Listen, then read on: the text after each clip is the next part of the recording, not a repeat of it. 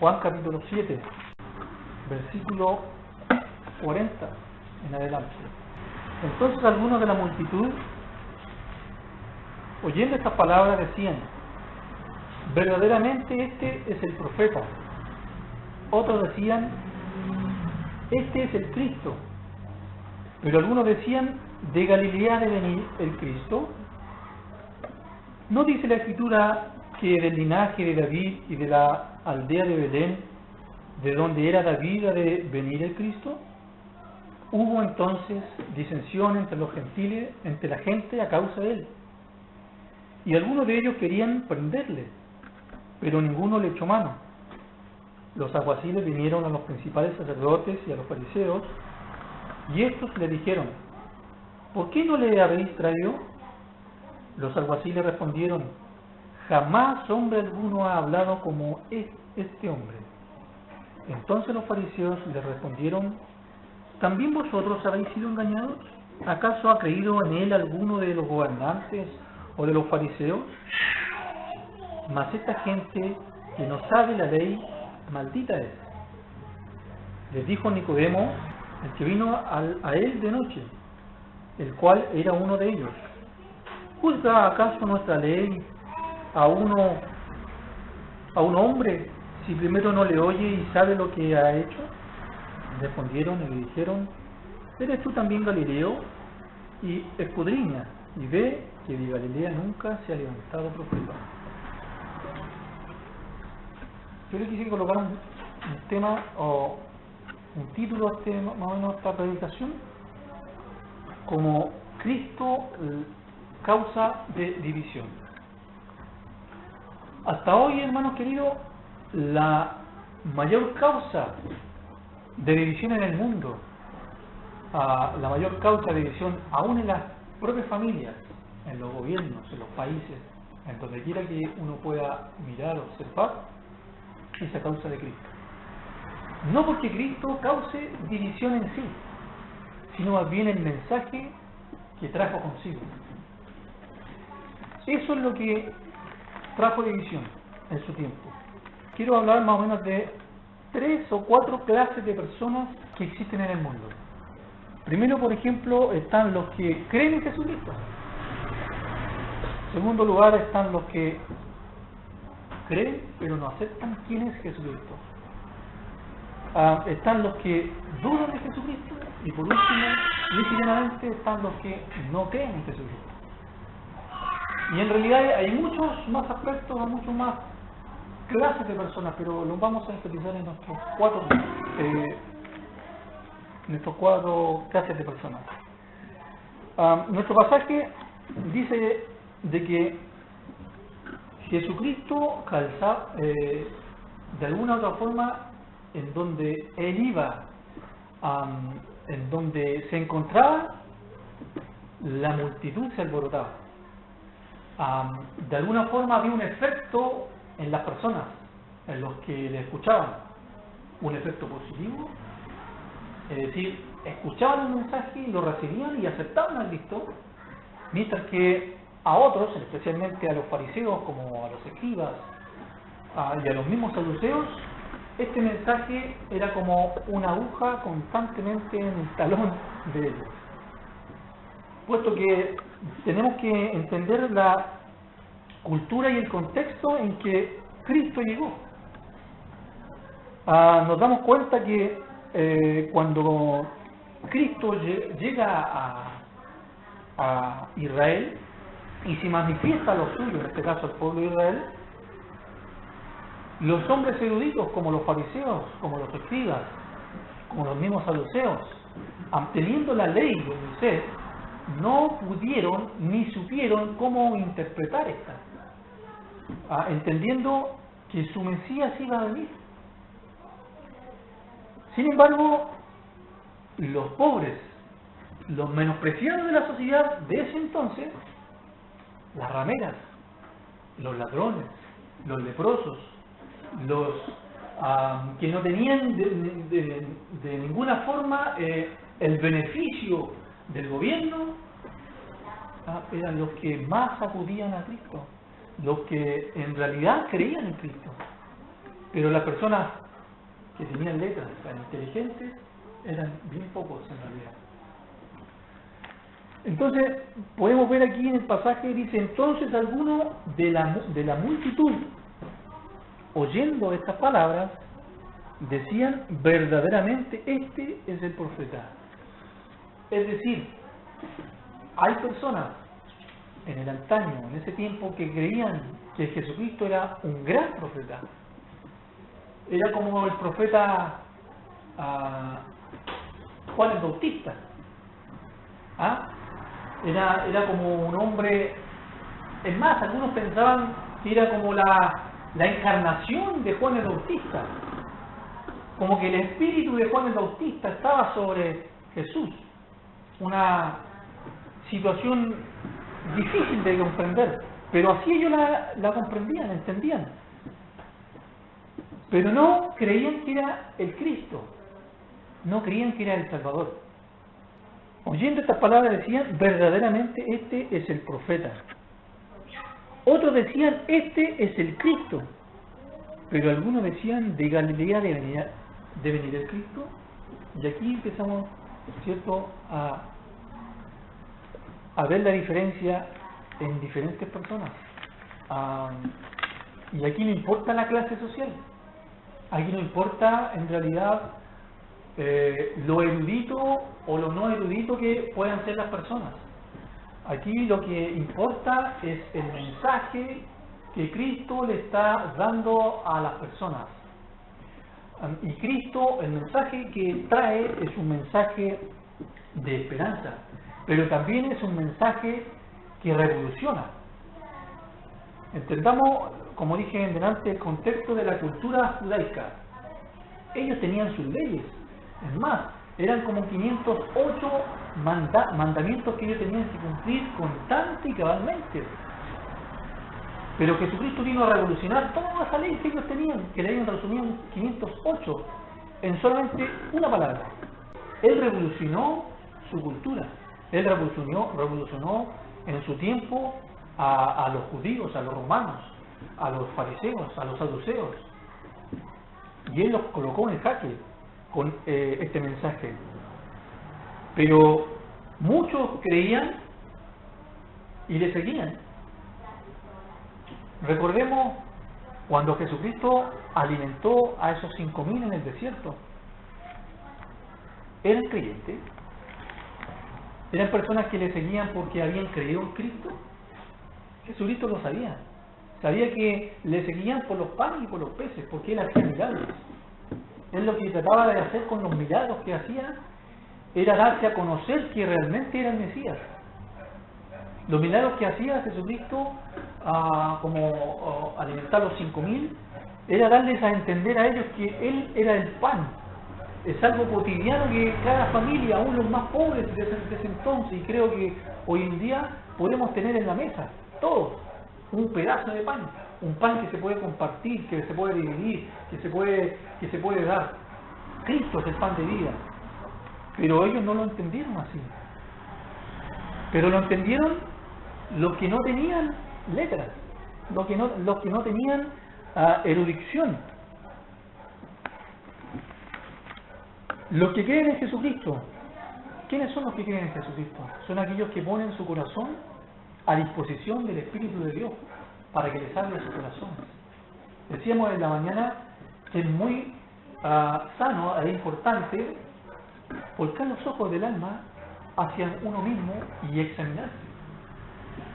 Y a la vez mirar a la cruz de Cristo para ver quién es Cristo en su posición como Dios y quién soy yo en la posición en la que nosotros nos encontramos como raza caída, como raza adámica.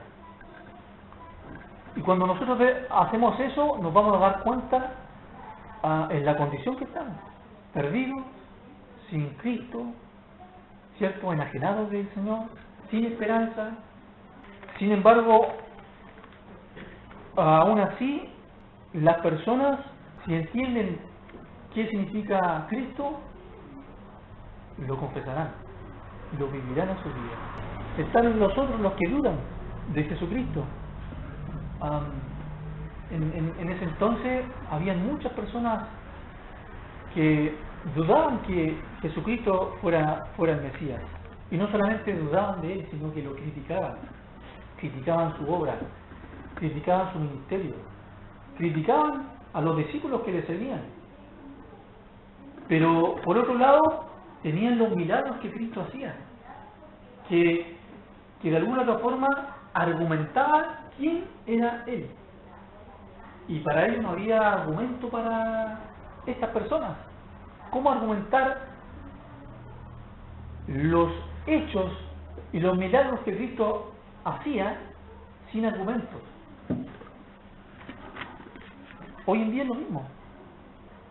Hoy en día hay muchas personas, yo creo que cada uno de nosotros lo hemos experimentado en diferentes formas, en nuestro ambiente familiar, en nuestro ambiente de trabajo, con las personas que nos rodean, en nuestro entorno, las personas que nos topamos, y nos damos cuenta que las tienen religión.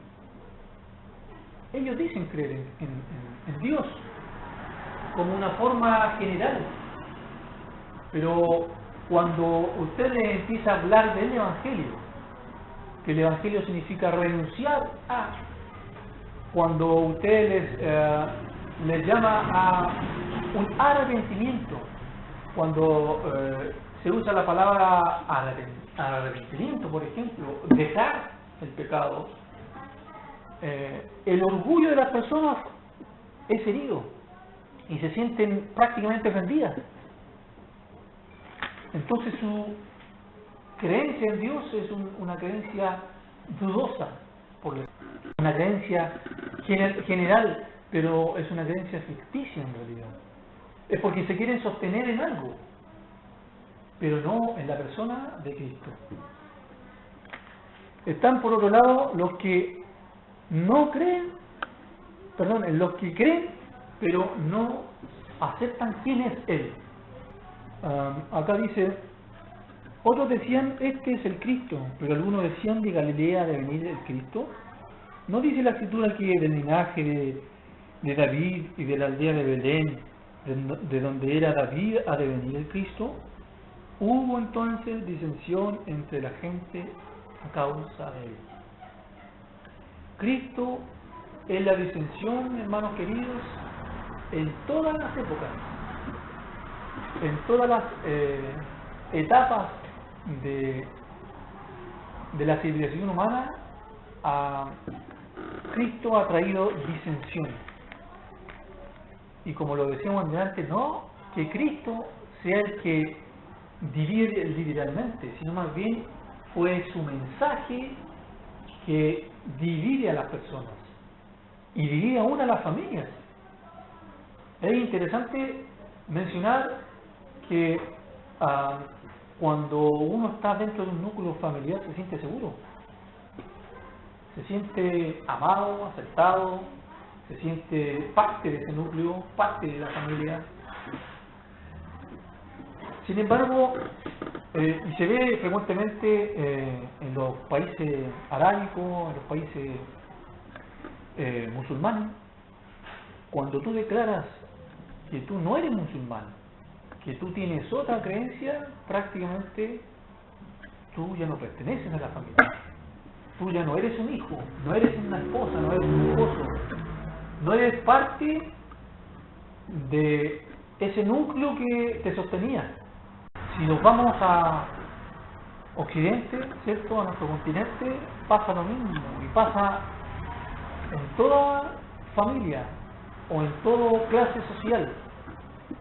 Cuando tú declaras que eres cristiano, cuando tú declaras seguir a Cristo, hermano querido, no te quepa la menor duda que harán distinción entre ti y los demás, entre tu familia y los demás. ¿Por qué Cristo causa esta clase de división? Porque la gente lo que desea y quiere es una religión, pero no quiere una relación con Jesucristo.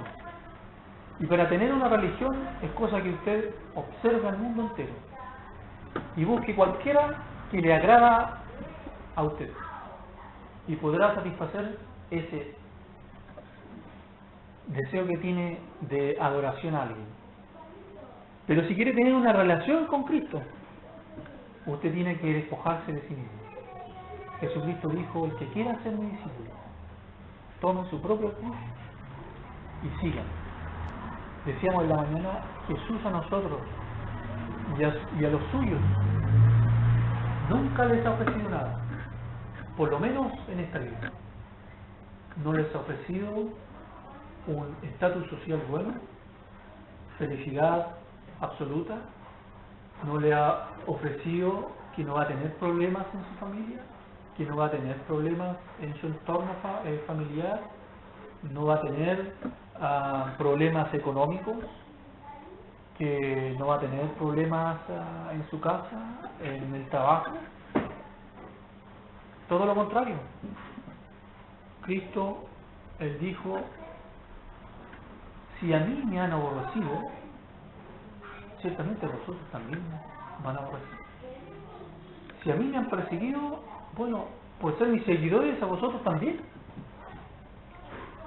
Entonces, es de suma importancia que nosotros no solamente seamos como aquellas personas que dicen creer en Cristo, pero que rehúsan creer quién dijo ser Cristo. Cristo dijo ser Dios. Él se llamó el Hijo de Dios. Él se puso a la estatura de Dios. Y si nosotros nos ponemos a pensar, fue a causa de eso que lo llevó a la cruz. Cuando lo llevaron ante el Sanedrín y le estaban acusando falsamente a Jesucristo, el sumo sacerdote le pregunta: ¿quién eres tú? Y él dice: yo soy el Hijo de Dios. Y lo abofetearon, ¿cierto? Lo escupieron, y él le decían a él: porque te abofeteamos, te hacemos mal, no porque has hecho bien y milagros, sino porque te haces igual a Dios. Por eso te abofeteamos. Cristo, hermanos queridos, no fue un simple ser humano. Cristo no fue un simple hombre. Hoy día usted puede hablar con personas de diferentes tipos de culturas y de intelectualidad, y le podrán decir que Jesucristo fue un buen hombre, que fue un buen maestro, que Jesucristo fue un hombre moralmente bueno, que Jesucristo tuvo un buen pasar, fue una persona que ayudó mucho, y así sucesivamente, pero no admiten que Cristo es el Hijo de Dios, no admiten que Jesucristo es el Salvador del mundo, no admiten que Jesucristo les puede salvar a ellos y les puede perdonar a ellos. Y creo que esta, hermanos amados, es el pecado, se podría decir, general de las personas. El que no crean en Cristo, el que no lo acepten como Él se reveló. Y en última instancia están los que lícitamente dicen: no creo en Cristo, no creo que Jesucristo sea el que dijo ser, no creo que exista Dios. Y ahí usted tiene toda la gama de personas que, los ateos, los agnósticos, ¿cierto? Y están todas las personas que de alguna u otra forma buscan, ¿cómo decirlo? Buscan irse por otras ramas, en realidad, por otros caminos, y no se van directamente a Cristo, porque les duele en su orgullo el saber que tienen que arrepentirse, que tienen que dejar su pecado. Los que no creen, no creerán, pero llegará el día en que tendrán que presentarse delante del juez de toda la tierra. Para nosotros los creyentes, el hecho de haber creído, hermanos, hace una gran diferencia. Así como el oriente está lejano del occidente, así es la gran diferencia que marca el creyente y el no creyente. Puesto que el creyente tendrá un abogado, tendrá alguien que le defienda cuando se presente delante de Dios. Sin embargo, el no creyente no tendrá a quién acudir, no tendrá un intercesor, no tendrá un abogado. Él simplemente llegará a un juicio. Y ese juicio marcará la eternidad a ellos. Esta palabra, simplemente el creer y el no creer, en realidad es una palabra que marca la eternidad. Yo creo, paso de muerte a vida, pero paso de una vida pasajera, momentánea, temporal, de 50, 70, 80, y los años que Dios me brinde aquí en la tierra, pero paso a una eternidad con Cristo, con Dios. Sin embargo, las personas que rechazan voluntariamente a Cristo pueden vivir los mismos años y quizás con más privilegios, o quizás no. Pero el punto de discordia es la muerte. Llega la muerte y tú pasas a la eternidad. Tú tendrás que enfrentarte, quieras o no quieras, con la persona de Jesucristo. Pensando en ello, hermanos, yo me ponía a pensar anoche en los miles y miles de personas que tuvieron la oportunidad de ver a Cristo cara a cara cuando Él estuvo acá en la tierra, de observar su intachable vida, de mirar la obra que constantemente Él hacía, y buscando un poco de información acerca de cómo era Jesucristo. ¿Quién era este hombre que causaba tanto ardor en sus enemigos, pero tanto placer para aquellos que necesitaban ser libertados? ¿Quién era Jesucristo que movía multitudes, que conmocionaba los corazones de las personas, que las personas nunca más iban a ser igual cuando se enfrentaban a la persona de Jesucristo? Me puse a leer anoche así como rápido los evangelios, y en realidad Jesucristo tenía bien poco tiempo para descansar. Su ministerio fue tan arduo, tan eficaz, pero a la vez tan trabajólico, que en realidad él comía poco, dormía poco, y la mayor parte de su tiempo libre lo pasaba en la presencia de su Padre. Y estuve buscando cómo era físicamente Jesús, y obviamente la Escritura no nos da un rasgo de los rasgos de Jesús, pero encontré algo muy importante, o muy interesante en realidad, y que se lo quiero leer. Es de elevada estatura, distinguido, de rostro venerable, sus cabellos ensortijados y rizados, de color muy oscuro y brillante, flotando sobre las espaldas, al modo de los nazarenos.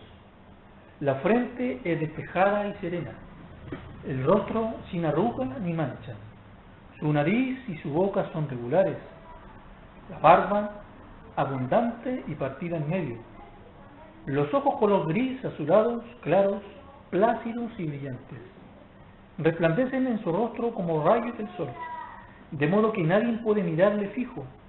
Cuando reprende es terrible, cuando amonesta, dulce, amable, alegre, sin perder nunca la gravedad. Jamás se le ha visto reír, pero sí llorar con frecuencia. Camina con los pies descalzos y con la cabeza descubierta. Estando en su presencia nadie lo desprecia. Al contrario, le tienen un profundo respeto. Se mantiene siempre erguido. Sus brazos y sus manos son de aspecto agradable. Habla poco y con modestia. Es el más hermoso de los hijos de los hombres. Dicen que este Jesús nunca hizo mal a nadie. Al contrario, aquellos que lo conocen y han estado con él afirman haber recibido de él grande beneficio y salud. Según me dicen los hebreos, nunca se oyeron tan sabios consejos y tan bellas doctrinas. Hay quienes, sin embargo, lo acusan de ir contra la ley de vuestra majestad, porque afirma que reyes y esclavos son todos iguales delante de Dios. Esta es una carta de Publio Léntulo, procurador de Judea al emperador, más o menos en ese tiempo. Es una carta obviamente externa, pero que podemos de alguna u otra forma entender a Cristo. Los pasajes nos dicen que Cristo viajaba mucho, caminaba mucho. Aunque él se fatigaba, su obra seguía. Él, de alguna u otra forma, prefería alimentar a la multitud y no alimentarse a sí mismo, en cuanto a lo físico. Vemos a Cristo activamente en su ministerio. Yo creo que, sin lugar a dudas, Cristo tuvo que tener un buen estado físico, y no solamente un estado físico, sino un buen estado psicológico y emocional. Todos nosotros, de alguna u otra forma, cuando tenemos algún tipo de problema, quedamos rendidos. Tenemos algún tipo de frustración, nos rendimos psicológicamente. O tenemos problemas con alguien, emocionalmente quedamos por el suelo. Imagínense a Cristo enfrentando todos y cada uno de su vida, esos 3 años de ministerio, frecuente y constantemente las acusaciones que se le hacían a él.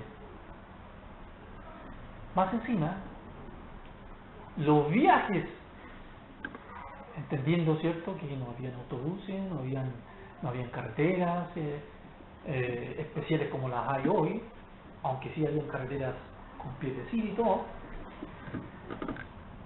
El hecho es que vemos a Cristo triunfante en todo sentido.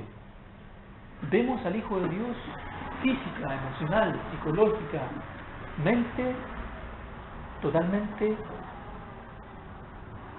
activo. Nunca se debilitó en su cuerpo físico. En cuanto a adoración a Dios, él fue permanente, aunque tuvo sed, aunque tuvo hambre, ¿cierto? Pero sin embargo no era su prioridad. La prioridad de Cristo era salvar a la multitud. Su mensaje era radical: venid a mí, todos los que estéis cargados y cansados. Su mensaje era espontáneo. Leía también que Cristo era muy observador. Si usted se da cuenta y empieza a hojear los evangelios, se dará cuenta que Cristo, todo de alguna u otra forma, la creación misma, él la usaba para su predicación. No había absolutamente nada que él no observara y le diera un toque de su gracia para manifestar el reino de los cielos. Vemos las parábolas de las vírgenes, vemos las parábolas del buen pastor, ¿cierto?, de la siembra, del tesoro, de la perla preciosa. Vemos que cada aspecto de la cultura y de la geografía afectó a Cristo, y con eso él entregaba el mensaje. El reino de los cielos se parece a un hombre que viajó. Jesucristo era muy observador, y eso nos enseña algo a nosotros los creyentes, los que hemos creído. No los que dudan, no los que no creen, no los que creen pero no creen en quien dijo ser, sino más bien los que creen en Él. Él es el autor de la vida.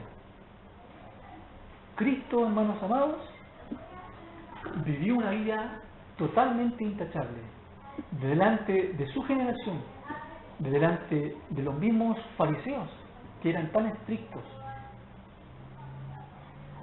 y delante de su Padre, a tal punto que Dios el Padre, ¿cierto? Cuando Jesús fue bautizado, Padre dijo: este es mi Hijo amado, en quien yo me complazco, a Él oír. Hermanos, Jesús quiere que nosotros también, de alguna otra forma, seamos creyentes observadores, que seamos creyentes que nuestro entorno no lo veamos como un campo de batalla o nuestro enemigo absoluto, sino que de cada circunstancia y de cada momento de nuestra vida saquemos provecho de eso,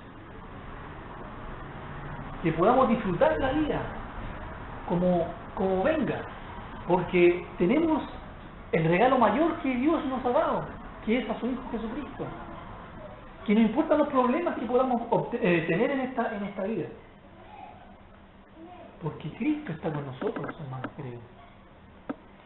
Jesucristo quiere que nosotros seamos hombres felices, mujeres felices, a pesar de todas las tribulaciones, a pesar de todas las pruebas emocionales, psicológicas, familiares que podamos enfrentar día tras día.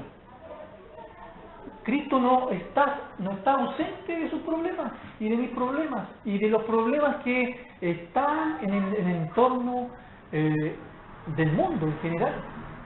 Cristo no le ha dado la espalda al mundo, sino más bien que Él está consciente de los problemas cotidianos, porque Él los tuvo cuando estuvo aquí en la tierra. Él se preocupaba de las personas, de los pobres. Él se afligía, Él lloraba por el menosprecio que tenían las personas que no tenían. Él se afligía por el pecado de las personas. Él se aflige cuando alguien le rechaza, y lo vemos en los evangelios. Cristo muchas veces se afligía. Veía la conversación que Jesucristo tenía con los fariseos, y cuando le trataron pésimamente. Tú tienes un espíritu de Belcebú, y tú eres hijo de fornicación, y cuántas cosas no le decían a Jesús. Y Jesucristo, con su personalidad, imagino yo, pasiva, pero con el celo de Dios: vosotros me deshonráis, le decía. Yo ciertamente honro a mi Padre. Hermanos, y como creyentes nosotros tenemos esa responsabilidad de honrar a Cristo, de honrarle en todas nuestras áreas.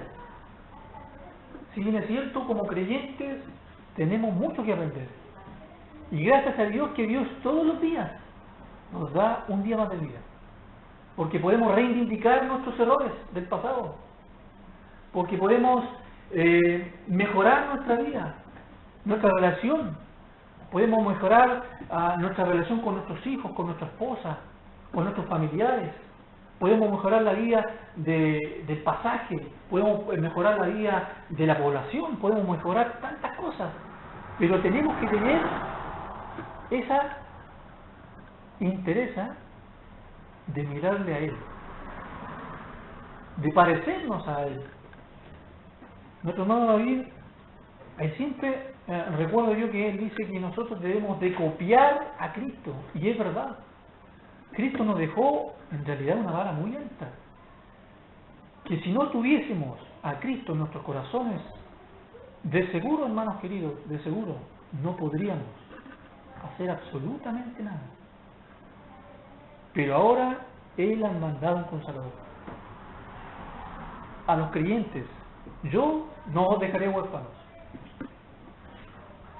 enviaré otro Consolador, al Espíritu Santo. Él os guiará a toda verdad y a toda justicia. Como creyentes, hermano, tenemos una esperanza viva. Como creyentes, no podemos de ninguna forma pretender estar solos. No estamos solos. En la prueba que usted está pasando, en la dificultad que usted está pasando, usted no está solo. Como no estuvieron solos aquellas personas cuando necesitaron a Cristo, usted y yo no estamos solos. Es solo un acto de valentía y de fe el de creer que Cristo está con nosotros.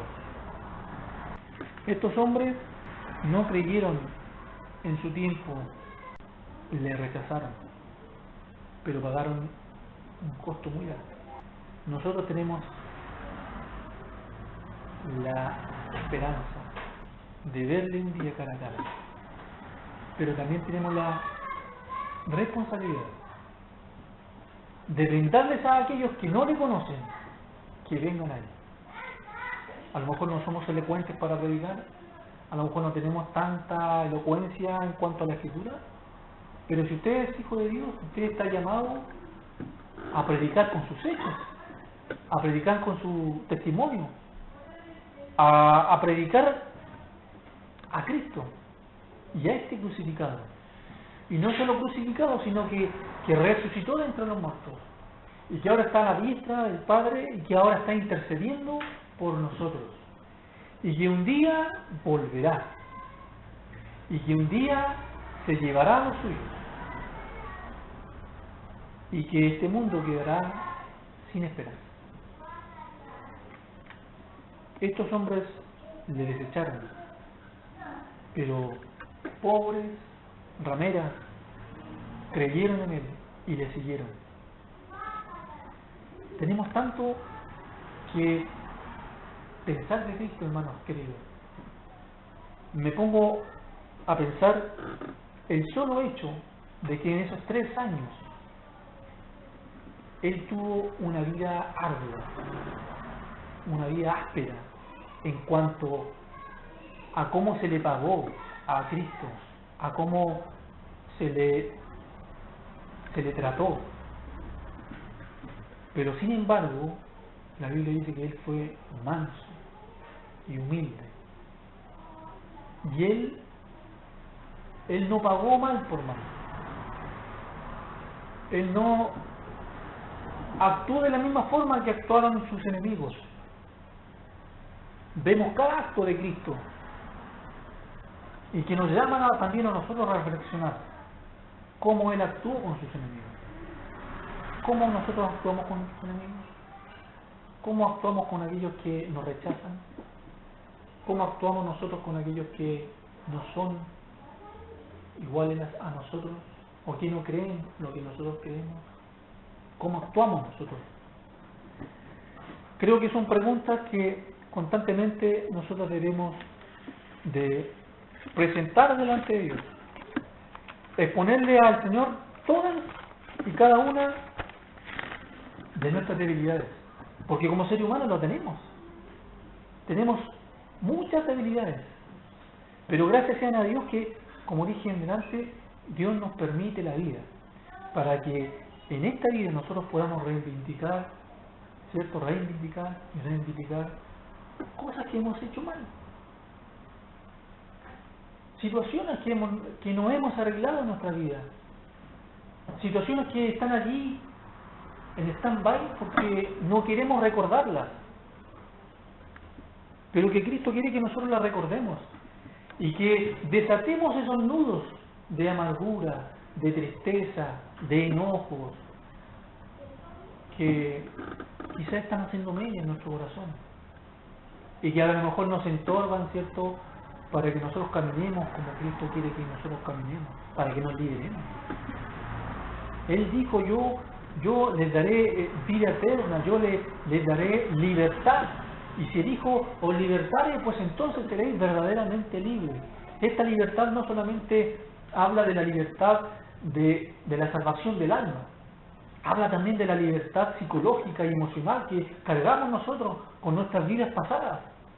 ¿Cuántos de alguna u otra forma hemos sido afectados por nuestra vida infantil, por lo que nos hicieron, por lo que vivimos, por lo que pasamos. Y hay heridas que tienen que curarse. Y ciertamente no las vamos a olvidar jamás. Pero esas heridas se curan. No se olvidan, pero se curan. Y esas mismas heridas y esos mismos dificultades que pasamos nos van a servir para que nosotros podamos ser mejores. Que de esas situaciones engorrosas y difíciles que pudimos pasar, saquemos provecho. Y crezcamos como creyentes.